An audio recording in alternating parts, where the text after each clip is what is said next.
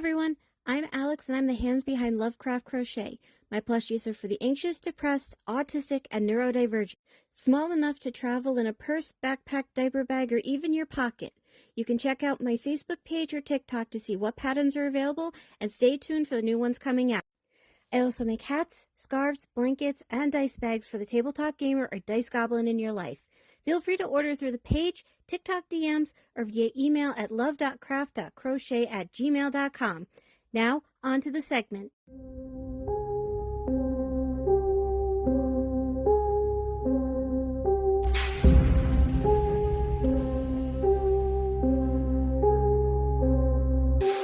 Urban legends, missing heaven, hookman coming for you, missing 15 minutes.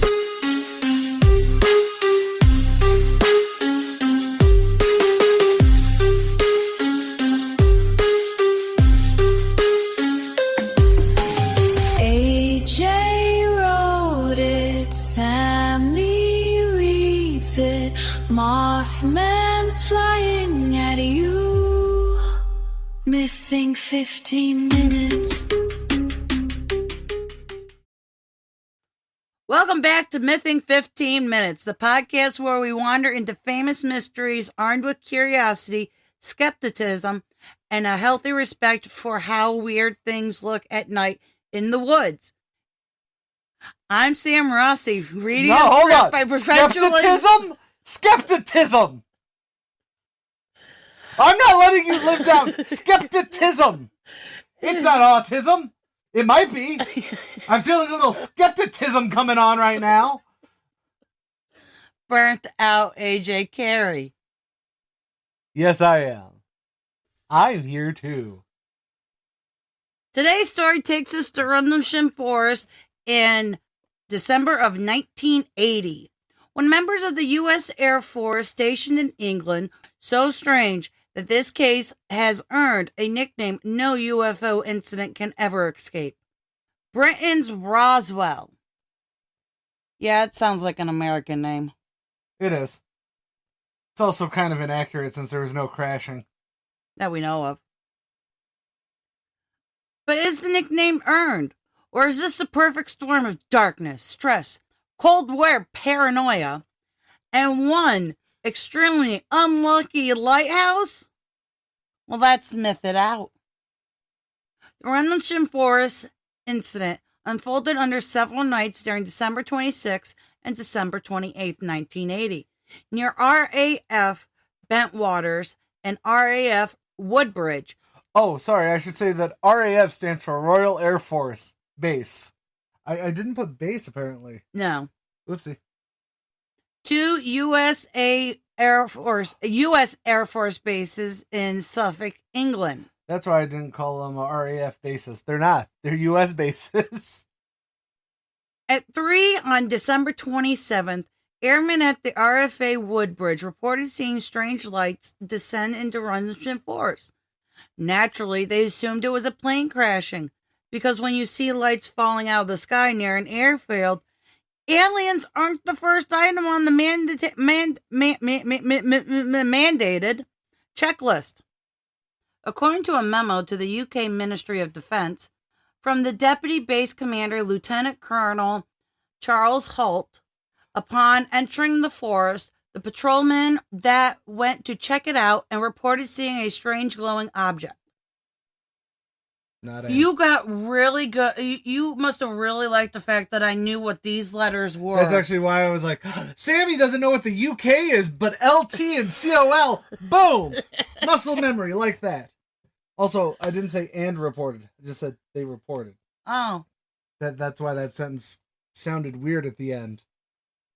Because you had words. If the sentence sounds wrong, 99.7% of the time, it's Sam. Try like 90. My batting average is much better than yours when it comes to me writing and you speaking. That's a different story altogether. All right, now where were we? According to a memo to the UK Ministry of Defence from Deputy Base Commander Lieutenant Colonel Charles Holt, upon entering the forest, The patrolman that went to check it out reported seeing a strange glowing object. You like how I knew how Lieutenant Colonel went? High five. High five. Doesn't know what the UK is, but LT and COL, she got this. Metallic in appearance and triangular in shape. About 3 meters at the base and 2 meters high. The object was glowing red on top and had blue lighting underneath. It was either hovering or on legs, but when the patrolman approached it, it lifted off and disappeared. The object would also be seen briefly by the back gate of the base. Okay. The memo itself is very, very sparse. When investigated during the day, there were 3 depressions found at the site, about 1.5 inches deep and 7 inches wide. They also scanned for radiation, and there was some peaking with some numbers attached that I have no idea what they mean. Just that there was more than background radiation in the beta-gamma range, so that is notable, right, Hulk? I don't know what the beta reticulum does. I don't know either, but I know gamma and beta rays made the Hulk. No, he was just belted by gamma rays and then turned into the Hulk. Listen to 60s theme songs again. Mom will be so disappointed. Aunt Lou will be so disappointed. They're all going to be disappointed because I haven't thought about those particular theme songs in a long time. I can still sing that one and Captain America and even the Mighty Thor. So how recently have you watched these or did a documentary with them? I think the only one I've done using a theme of any of them might have been way back about a decade ago when I did the God Butcher Volume 1 and I used the Mighty Thor theme. I think I might have used the Captain America one when I did my comic sins on Captain America. Where he throws his mighty shield? Yes, when Captain America... Anyways, we're off the topic. We are. Where were we? Gamma range. Got it. The following night, the 28th, Holt himself led a larger team into the forest, armed with flashlights, measuring equipment, and what probably became the most famous cassette tapes in UFO history. Holt's audio recording captures him describing flashing lights, strange glowing objects, beams of light, and that creepy realization that this was not a relaxing walk in the woods. No, but I can debunk half this right now. Well, you don't have to. I've already done it for you. We'll use the debunk we left it. We'll use the debunk I made earlier. Honestly, listening to the tape sound very much like it belongs on Grim Encounters rather than a military patrol in the woods. However, the memo again makes a bigger case for legitimate weirdness. Holt claims that a red sun-like light was seen moving through the forest, which was throwing off glowing particles while breaking into 5 glowing white objects and disappearing. I want the acid they're on.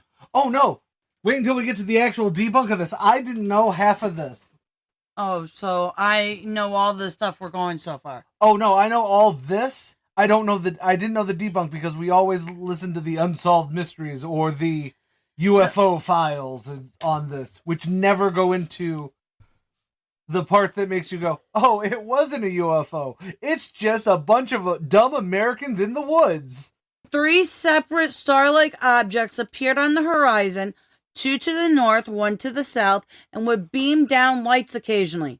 Oddly, it sounds intense, but nothing really happens. It was like a Zeppelin, it was just like a laser light show, Pink Floyd style. That was about it. To the Munchkins? I think you're confusing the Dark Side of the Moon, which is Pink Floyd. They had some really nice light shows that went to the dark side of the moon. Yes, but what does that have to do with Munchkin? See, you're crossing your references. No, Pink Floyd, if you played... Yes, if you play, but that has nothing to do... Never mind. You're trying to make a reference to the Dark Side of the Moon conspiracy. I use air quotes. It does actually sync up very well. But The point is, you're trying to mix you're mixing. Well, you said light shows at Pink Floyd. My brain went to Dark Side of the Moon. So with Munchkins, it made sense to me. No, you're referencing a reference. You've Xeroxed a Xerox, and now it's muddled, Sam. Firstly, AJ feels stupid because he spelled because without an E. The timeline here does not make sense. The Holt memo states that the initial incident was on December 27th, while everywhere else says it was the 26th. The only reason this bugs AJ is that it also means that the incident was over 3 days from the 26th to the 28th, and there's effectively missing time in the story. If it was the 26th, then the verifications that happened, like the meteor or the police call. However, that would then mean that the tape was made on the 27th, not the 28th, or there was a full day of non-activity in between going to investigate the area. We'll talk about... Did you skip something? No. Oh, okay. Then I'm sorry about referencing the meteor you're about to talk about now. The 26th date is pretty much set in stone, though, as police were called at 4 about the lights. Then at about 10:30, when the air quote landing site was found by RAF officers. So there could be a local PD presence. Yeah, apparently the initial sighting was at 3 a.m. Now, unless someone was trying to say, and here's where it could be that I misread how they handled it, and there was a sighting at like 11 something p.m. on the 26th. But all of this says it's at 3 a.m. on the 26th. Right. And apparently, because the RFA were going off base, that's why they had to call the PD. I actually never realized that. I didn't think about that. Unless that's just a UK thing. Could be. It very well could be. All right, let's see. Plus the British. Close.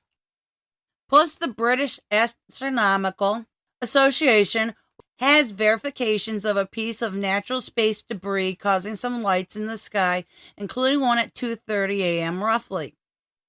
But that explains the initial fireball to some extent. But then there's the lighthouse. Approximately 5 miles away, Orford, or is that supposed to be Oxford? No, it's Ordford. Orford. Ness Lock. No, that's a different show. Same show, different different episode. Orford Ness Lighthouse stands at the coast, which its rotating beam flashing every 5 seconds, like it's trying to get attention or something. That's so extra. So yes, I think I might not have. I think I didn't connect the dots there. Okay, the British Astronomical Association did have like a piece of space debris, like they had it on record. Yes, a piece of space debris did actually, and you were able to see some lights in the sky because of it at 2:30, not 3:30 like the report for USAF was. And then you have this. But yeah, the lighthouse actually makes a whole lot of sense. I know. That's one of the things that popped in my head, which means I probably have heard this somewhere before. Oh, very possible. I'm just saying, But I never have. That's why I was like... Anyway, sorry. No, it's all good. Now, I know some people may hear that the light that was reportedly saw by servicemen was just a lighthouse miles away and think that's gotta be a cover-up stuff. But yeah, lighthouses are meant to be seen for miles around. Not to mention, when police went to the area around 4, the only thing they reported was they could see the lighthouse. No other lights or anything. It's interesting how that worked out. And the locals would have absolutely no... second guessing. It's like okay, so taking 5 into Herkimer. Yeah. Where you see where you see Turning Stone? No. No.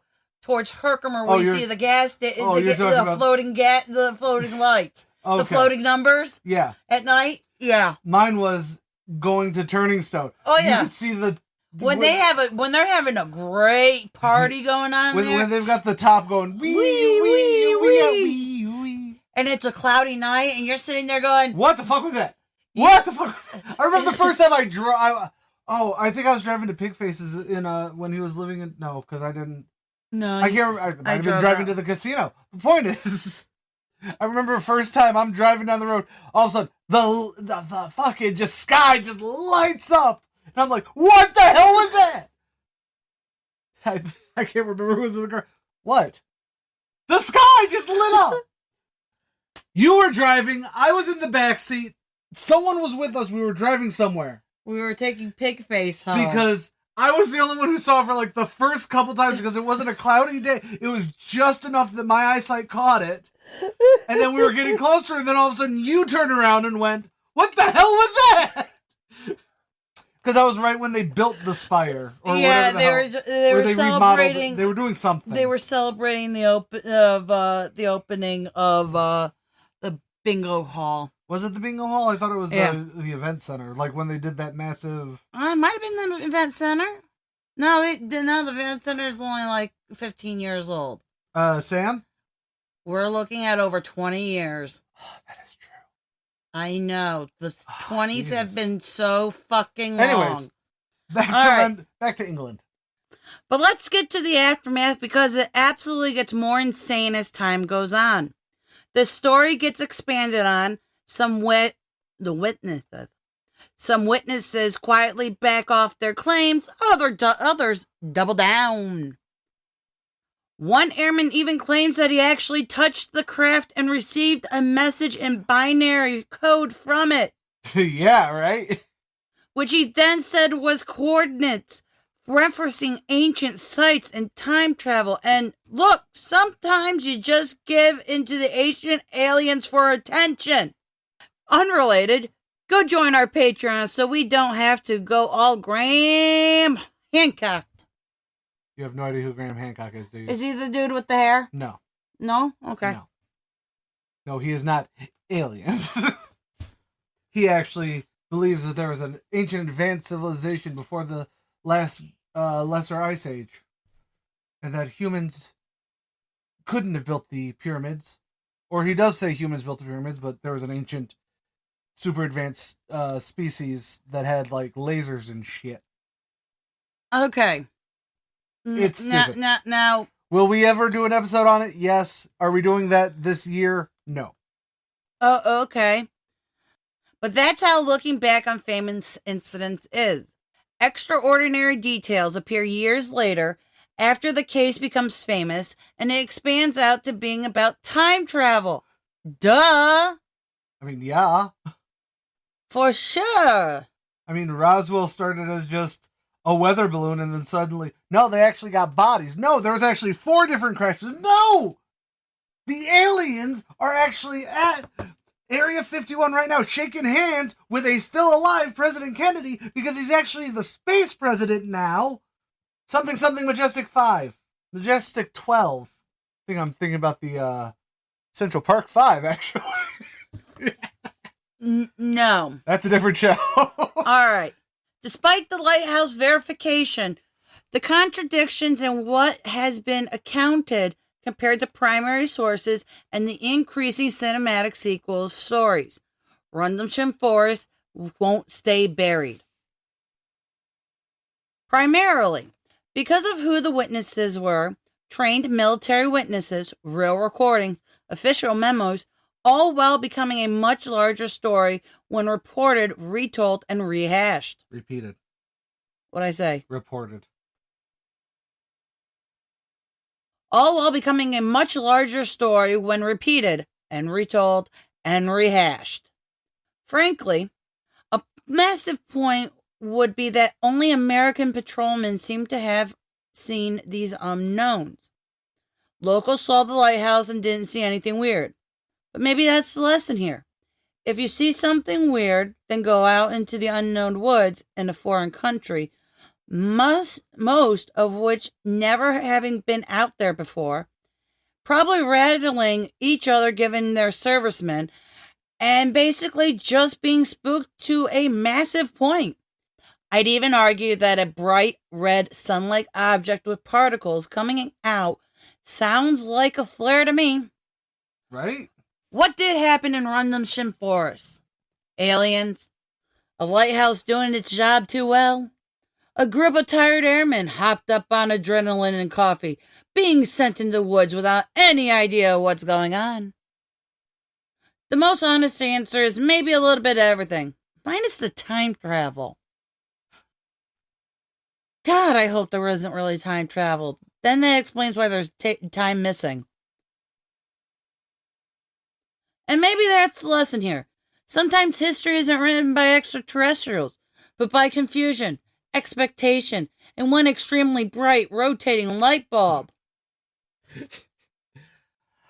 Honestly, I enjoyed doing this because Rendlesham Forest is one of the big alien like it's like doing Roswell. It is one of the ones that everyone loves using. Yes. I never realized that I've never heard the hey, there was space debris in the area that actually was visible. See, I never knew that.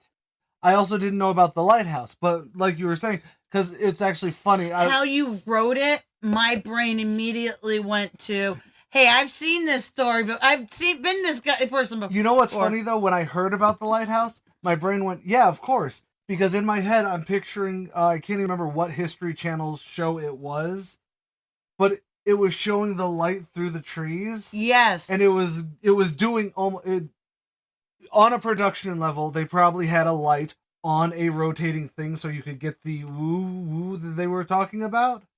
But literally, as soon as they're like, there's a lighthouse a mile that away, I'm like, oh my god, that fits with what's in my head while I'm writing this.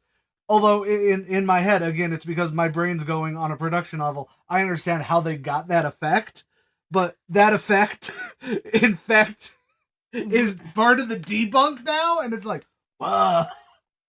It's this really stupid thing in my brain where it's okay. I know it, but I know. So yes, I figured out how you wrote it. At least, yeah, I know. Gave me a little bit of a. I know we're supposed to do this because according to Google's AI, we are a story-driven podcast with a sibling dynamic that makes us very worthwhile. Wink. Thank you for listening. Don't forget to review, share, like us everywhere you can. And don't forget to follow us on Facebook at Carry On Productions or on Twitter at Carry On Prod and Patreon at Carry On Productions. Carry On Productions. I'm Sam Rossi. I'm fucked on the head. I'm AJ Carey. Later, y'all!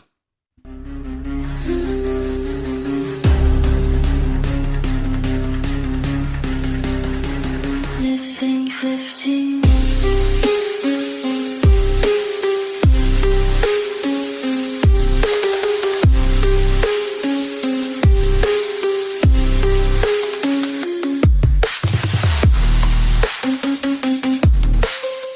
Keep on carrying on. C-A-I-E. Y. Because Carry On Productions.